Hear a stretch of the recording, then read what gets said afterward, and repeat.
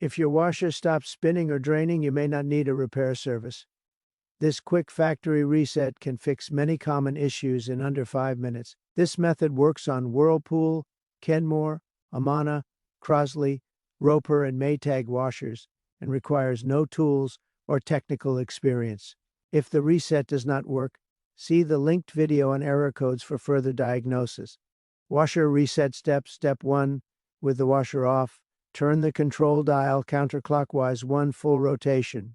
Step 2. Within 6 seconds, turn the dial 3 clicks right, 1 click left, and 1 click right. If the lights begin flashing, diagnostic mode is active. Step 3. Turn the dial 4 more clicks to the right and press start to complete the reset. Step 4. Wait a few minutes. If the washer shuts off and the lid unlocks, the reset was successful. If lights continue flashing or the washer does not unlock, watch the error code video shown next. Like and subscribe for more repair tips and troubleshooting guides.